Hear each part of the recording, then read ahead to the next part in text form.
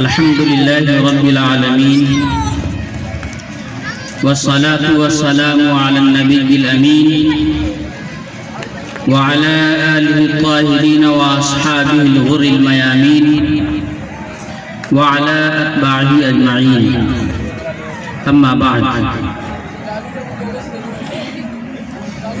قال الله جل وعلا في كتابه العظيم: كنتم خير أمة أخرجت للناس إلى آخر الآية.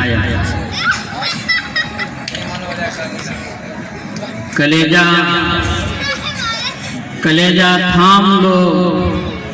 روداد غم ہم کو سنانے دو، تمہیں دکھا ہوا دل ہم دکھاتے ہیں، دکھانے دو.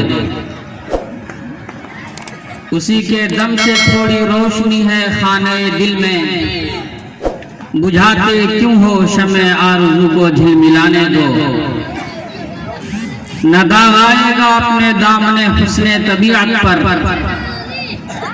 نہ داغ آئے گا اپنے دامن حسن طبیعت پر، وفا پر میری جو تہمت لگاتے ہیں لگانے دو. اسٹیج پر حاضر علماء کرام اور سامنے پنڈال میں تشریف فرما سامعین اعظام، ویڈیو بنانے والے فوٹو کھینچ رہا. ابھی آپ حضرات نے مختلف علماء کرام کی لائیو دکھا رہا ہے، قیمتی باتوں کو سماعت کیا ہے. اللہ تعالیٰ سے دعا ہے کہ اللہ تعالیٰ ہمیں بھی اور آپ کو بھی عمل کی توفیق مرحمت فرمائے. بزرگوں، آج کے اس اجلاس کی جو امتیازی چیزیں تھیں، ابھی میرے بڑے جناب مولانا ظفر عبد الرؤوف صاحب نے فرمایا کہ بڑی قید و بند کی چیزیں یہاں پر ہیں جس سے علماء گزر رہے ہیں، اور میں سمجھتا ہوں کہ یہ چیزیں ٹھیک ہیں اور یہ عمدہ انتظام اور اچھے انتظام و انصرام کی علامت ہے. جلسے اسی طرح کے کامیاب ہوا کرتے ہیں. بہرحال انہی کا ایک حصہ ہے کہ میرا بھی موضوع طے ہے، اور میرا جو موضوع ہے وہ یہ ہے کہ مدارس اسلامیہ کی امت مسلمہ کے لیے، خاص طور سے اسلامیہ نے ہند کے لیے کیا اہمیت ہے، اور یہ مدارس جو پورے ملک میں پھیلے ہوئے ہیں اور اپنی ذمہ داریوں کو بحسن و خوبی انجام دے رہے ہیں، ان مدارس کا امداد کرنا کیسا ہے، کیوں کرنا چاہیے، اور اس پر کیا اجر ہمیں ملنے والا ہے. تو موضوع تو بڑا ہماگیر ہے اور بڑا وسیع و عریض ہے، لیکن مختصر وقت میں مجھے چند باتیں کہنی ہیں. بہت ممکن ہے کہ مختصر وقت میں ساری باتیں نہ آ سکیں، کیونکہ میں ایک طالب علم کی حیثیت سے آپ کے سامنے بیٹھا ہوں بڑوں کے حکم پر، ورنہ میں اس قابل نہیں کہ آپ کے سامنے بیٹھ کر باتیں کر سکوں. بزرگوں، اللہ تبارک و تعالیٰ نے اپنے دین کی حفاظت کی ذمہ داری لی ہے، اور اس دین کی حفاظت کے لیے اس نے ہر زمانے میں مختلف شکلوں میں اس کے انتظامات فرمائے ہیں. ہمارے جو یہ مدارس ہیں وہ اسی کا ایک حصہ ہیں. یعنی مدارس کو اللہ تبارک و تعالیٰ نے اپنے دین کی حفاظت و صیانت کے لیے قائم فرمایا ہے اور اس کے اسباب فراہم کیے ہیں. بزرگوں، آپ سب پڑھے لکھے ہیں، تاریخ سے واقف ہیں، جانتے ہوں گے کہ ہمارے ملک میں جب غیروں کا تسلط ہو گیا، ہمارا ملک غیروں کے قبضے میں چلا گیا، تو اس کے چنگل سے چھڑانے کے لیے جو جدوجہد کی گئی، جو کوششیں کی گئی، اس کی شروعات تو بہرحال بہت پہلے سے ہوتی ہے، جس کی ابتدا کلکتہ سے ہوتی ہے، لیکن تاریخ میں لوگوں نے کچھ اور لکھ رکھا ہے، اور بہت سے لوگوں نے 1857 کو اس کا آغاز اور اس کی ابتدا بتلایا ہے. بہرحال ہم اگر بات وہیں سے شروع کریں پیچھے چھوڑ ہی دیں پھر بھی ایک بات نکل کر یہ سامنے آتی ہے کہ 1857 کی جنگ آزادی میں علماء کرام نے اور اس ملک کے مسلمانوں نے جو کوششیں کی، جو قربانیاں پیش کی، اپنے سر کے نذرانے پیش کیے، اپنے خون کو پانی سے زیادہ ارزاں اور سستا سمجھ کر اس ملک کی آزادی کے لیے بہایا، نتیجہ بہرحال یہ ہوا کہ اس جنگ کو ہم ہار گئے اور پورے ملک پر انگریزوں کا ناپاک قبضہ ہو گیا۔ لیکن بزرگوں، تاریخ گواہ ہے، آپ اٹھائیے تاریخ کو اور پڑھیے کہ اس جنگ آزادی کے پاداش میں، جس جنگ آزادی میں ہمارے علماء نے بھرپور شرکت کی تھی، اپنا سرگرم کردار ادا کیا تھا، اس کے پاداش میں ہمیں بہت بڑی قیمت چکانی پڑی۔ یہ وہ زمانہ ہے جس زمانے میں دلی ہمارا علمی مرکز ہوا کرتا تھا، اور وہ علمی مرکز ایسا مرکز تھا جہاں سینکڑوں ہزاروں مدارس، مکاتب اور خانقاہیں قائم تھی اور خوبصورتی سے اپنی ذمہ داریاں ادا کر رہی تھی۔ لیکن انگریزوں نے یہ طے کیا کہ اس ملک میں جب تک علماء باقی رہیں گے، مدارس باقی رہیں گے، اور اس قوم کے ہاتھ میں جب تک قرآن باقی رہے گا، میں سمجھتا ہوں کہ اس قوم کو کوئی غلام نہیں بنا سکے گا۔ نتیجہ یہ ہوا کہ دشمنوں کی نگاہیں ہمارے مدرسوں پر پڑی، اور یہ مدرسے یہ نہیں کہے گئے کبھی ایک مرتبہ بھی اس زمانے کی حکومت نے اپنی زبان سے یہ نہیں کہا تھا کہ ہم ان مدرسوں کو ختم کر دیں گے، لیکن یہ ان کے ایجنڈے میں تھا اور ان کی ترجیحات میں تھی، شامل تھی۔ اور اس زمانے میں جو مدرسوں کا نظام چلتا تھا، مدرسوں کے جو انتظام اور انصرام ہوا کرتے تھے، وہ عوامی چندوں سے نہیں ہوا کرتے تھے۔ یہ مٹھیا اور یہ عوامی چندوں کا جو نظام شروع ہوا، یہ بانی دارالعلوم دیوبند حضرت نانوتوی علیہ الرحمہ نے اس کی ابتدا فرمائی۔ اس زمانے میں مدرسوں کا نظام اوقاف کی زمین سے چلا کرتے تھے۔ جب بھی کوئی مدرسہ بنتا تھا، کوئی مسجد بنائی جاتی تھی، کسی خانقاہ کو قائم کیا جاتا تھا، تو سلاطین مسجد کے لیے، مدرسوں کے لیے، خانقاہوں کے لیے، مکاتب کے لیے زمین وقف کر دیا کرتے تھے، اور اس وقف کی زمین سے جو پیداوار ہوتی تھی، جو آمدنی ہوتی تھی، اسی سے مدرسوں کا، مکتبوں کا، خانقاہوں کا اور مساجد کا نظام چلا کرتا تھا۔ جب حکومت نے اس زمانے کی یہ طے کر لیا کہ مدارس کو ختم کرنا ہے، تو اس جملے کو انہوں نے ایک بار بھی اپنے زبان سے ادا نہیں کیا۔ بڑی خاموشی کے ساتھ، بڑی شاطرانہ انداز میں انہوں نے یہ کیا کہ مدرسے کی آمدنی کے جو ذرائع تھے، یعنی اوقاف کی زمین، اس کو اپنے قبضے میں کر لیا، اور نتیجہ یہ ہوا کہ سارے مدارس دھیرے دھیرے اپنی موت مر گئے، اور سارے مدارس کلی طور پر بند ہو گئے، ختم ہو گئے۔ اب جب یہ صورتحال کھڑی ہوئی تو بانی دارالعلوم دیوبند حضرت مولانا محمد قاسم نانوتوی رحمت اللہ علیہ اور ان کے رفقا نے یہ دیکھا کہ اس ملک کے اندر ہمارا مادی وجود جتنا زیادہ خطرے میں ہے، اس سے زیادہ کہیں ہمارا دینی وجود خطرے میں ہے۔ اس لیے کہ دین اور اسلام کی حفاظت کے جو قلعے تھے، یعنی جو مدرسے تھے، جہاں دین کے سپاہی تیار کیے جاتے تھے، جہاں دین کے محافظین تیار کیے جاتے تھے، جہاں سنت نبوی پر عمل پیرا ہونے والے داعین پیدا کیے جاتے تھے، وہ مدرسے بند کر دیے گئے، وہ قلعے اجڑ گئے، وہ خانقاہیں ختم کر دی گئی، ان کی اینٹ سے اینٹ بجا دی گئی، اور ان کی بنیاد ختم کر کے انہیں نیست و نابود کر دیا گیا۔ اس لیے ضرورت اس بات کی ہے کہ اس ملک کے اندر اپنے دینی وجود کو باقی رکھنے کے لیے مدرسوں کا قیام نہایت ہی ضروری ہے۔ چنانچہ حضرت مولانا قاسم نانوتوی علیہ الرحمہ نے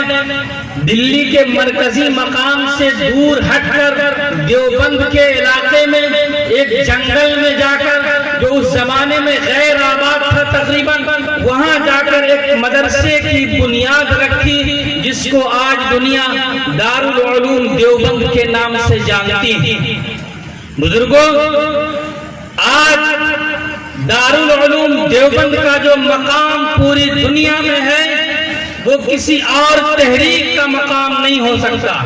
اور پھر اس دارالعلوم دیوبند کے قیام کے بعد پورے ملک کے خطے خطے میں گوشے گوشے میں حضرت نانوتوی علیہ الرحمہ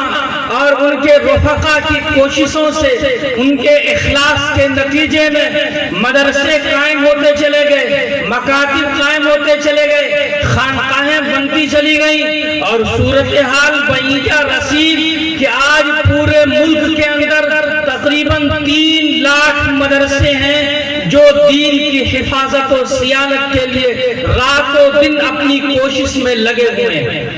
بزرگوں، وقت تنگ ہے، ورنہ میں تفصیل سے آپ کو بتلاتا کہ یہ مدرسے ہمارے لیے کتنی زیادہ اہمیت کے حامل ہیں۔ آج مدرسوں پر بہت ساری باتیں ہو رہی ہیں، اس کے نصاب میں تبدیلی کی رائیں پیش کی جا رہی ہیں، اس کے نظام پر کلام کیا جاتا ہے، لیکن دنیا والے یہ بھول گئے کہ یہی وہ مدرسے ہیں جس کے وجود سے دنیا کا وجود مربوط ہے، جس کے وجود سے ہندوستانی مسلمانوں کا خاص طور سے وجود مربوط ہے۔ اگر یہ مدرسے ختم ہو جائیں گے، ایمان ہندوستان سے ختم ہو جائے گا، اسلام مٹ جائے گا، مسلمانوں کا وجود ختم ہو کر رہ جائے گا۔ اس لیے بزرگوں، یاد کیجئے،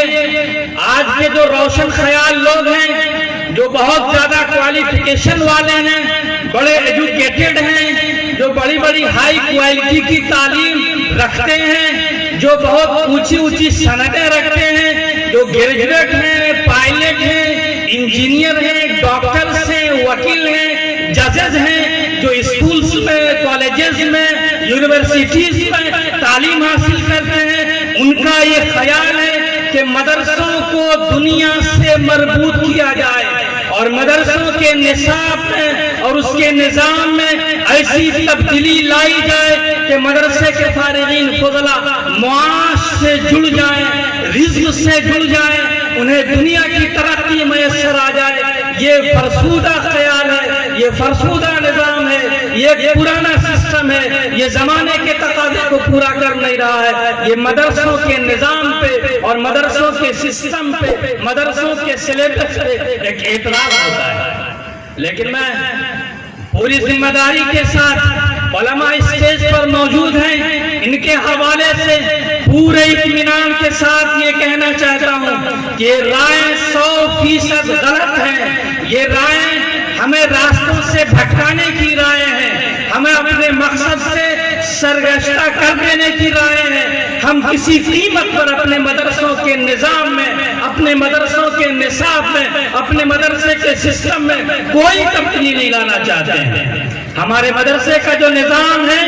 وہ نصاب جو ہے بس ایک نصاب ہے، قرآن کی تعلیم اور حدیث کی تعلیم، یہی ہمارا مرکزی نصاب ہے، اور اس مرکزی نصاب کے علاوہ جزوی تبدیلیاں ہوتی رہی ہیں اور ہوتے رہیں گے۔ مدرسے والے، اہل مدارس جو علماء ہیں، جو مفتیان ہیں، جو ماہرین دین ہیں، جو ماہرین دینی تعلیم ہیں، وہ آنکھ بند کیے ہوئے نہیں ہیں۔ زمانے کے تقاضے ان کے سامنے بھی ہے، وہ جزوی تبدیلی ہمیشہ سے کرتے رہے ہیں اور آئندہ بھی کرتے رہیں گے، لیکن مرکزی طور پر ہم اپنے نصاب میں کسی تبدیلی کے قائل نہیں ہیں۔ اس لیے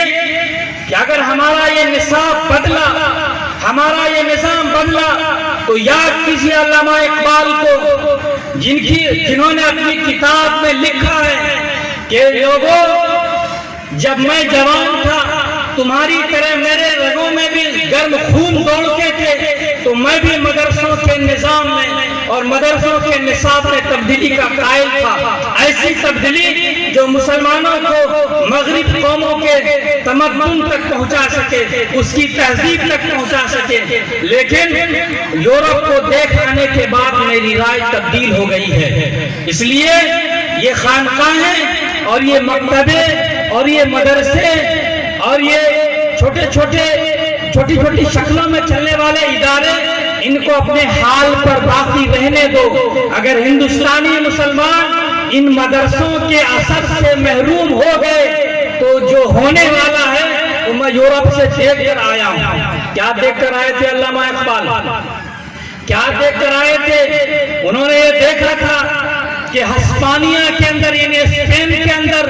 800 سالوں تک مسلمانوں کی حکومت تھی، لیکن جب یہ مدرسے وہاں ختم کر دیے گئے تو آج کی تاریخ میں قرطبہ اور غرناطہ کے کھنڈرات کے علاوہ اسلامی شان و شوکت کا کوئی نشان وہاں باقی نہیں ہے۔ ایسے ہی ہندوستان میں بھی 800 برسوں تک مسلمانوں کی حکومت رہی ہے۔ اگر یہ مدرسے ختم ہو گئے، اگر یہ مکاتب بند کر دیے گئے، اگر یہ خانقاہوں کا نظام بند کر دیا گیا، غریب مسلمانوں کے بچوں کو اگر مدرسوں سے دور کر دیا گیا، تو اس ہندوستان کے اندر بھی 800 سالوں کی حکومت کے باوجود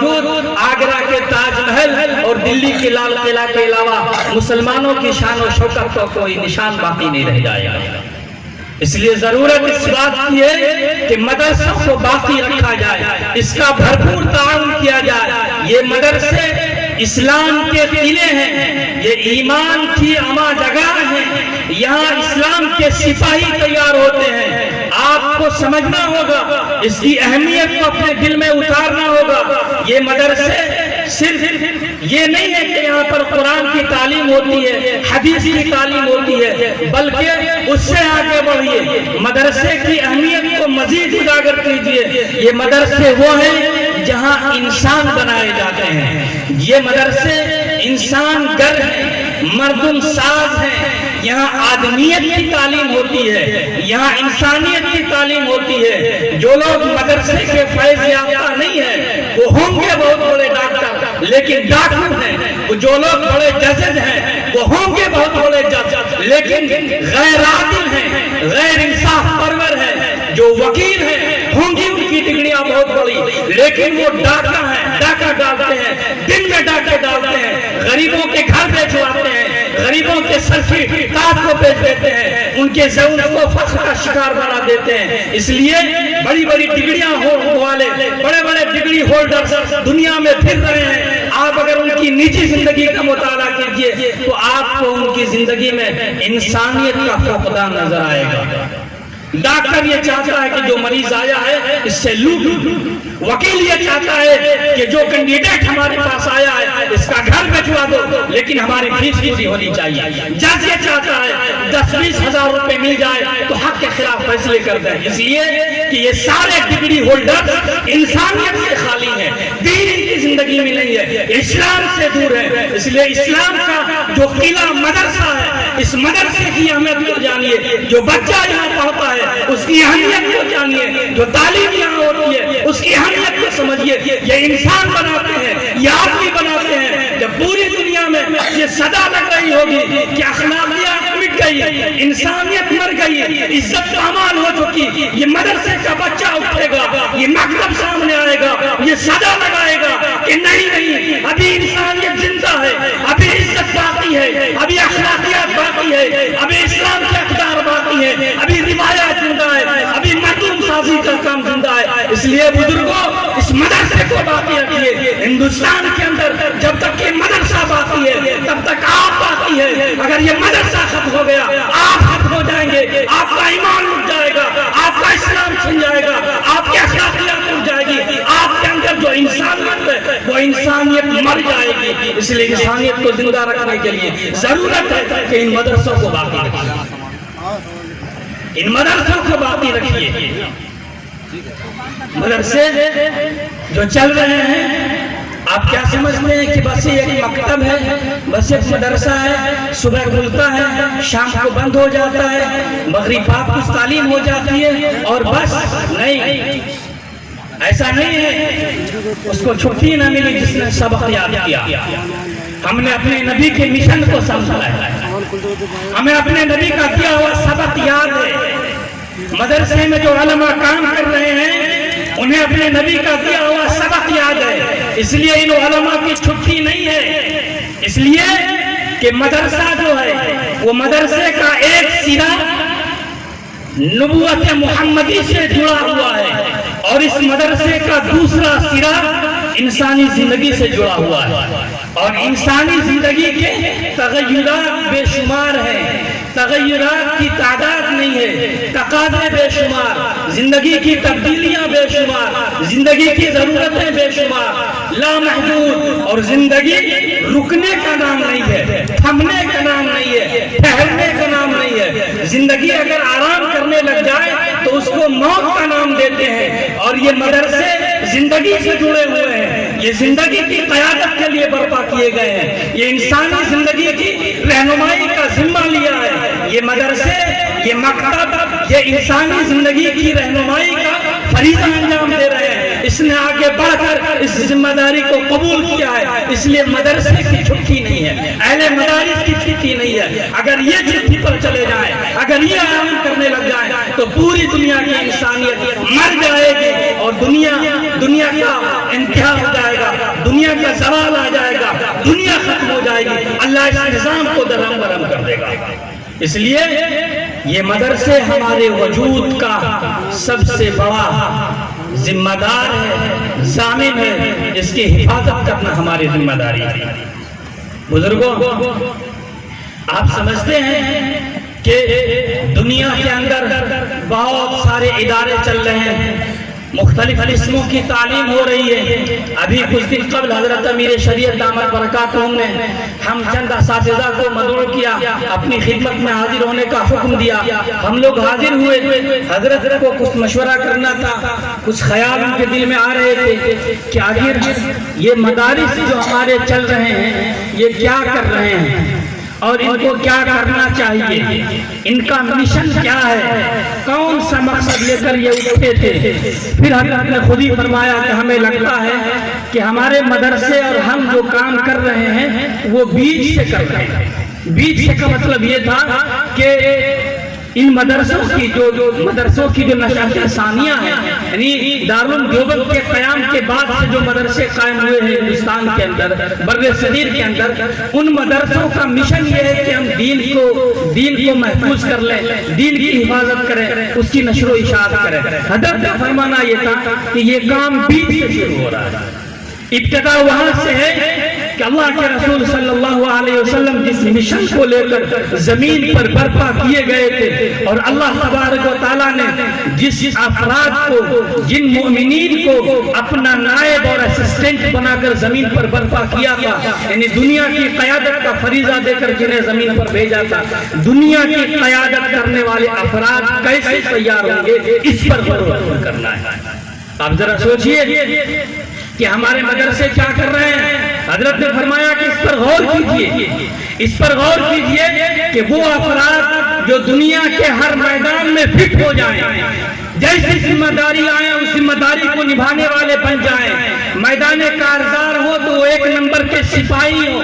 مسجد میں ہو تو ایک نمبر کے عبادت گزار ہو، گھر میں ہو تو ان کے اخلاق سب سے اعلیٰ ہو، معاشرے میں ہو تو اپنی معاشرتی ذمہ داریوں کو سمجھتے ہو، جب جس میدان میں ہو اس میدان کی ذمہ داریوں کو سمجھتے ہو اور اس کو ادا کرنے کی پوری صلاحیت رکھتے ہو، ایسے افراد کو تیار کرنا ہمارا مقصد ہونا چاہیے، مدارس کا مقصد ہونا چاہیے۔ ہمارے مدارس اس سمت میں کام کر رہے ہیں، ان پر غور کرنا ہے، اور اگر کر رہے ہیں تو ہمارا کردار اس میں کیا ادا ہو رہا ہے، ہم کتنا کام کر پا رہے ہیں، اس پر غور و فکر کرنی چاہیے۔ بزرگوں،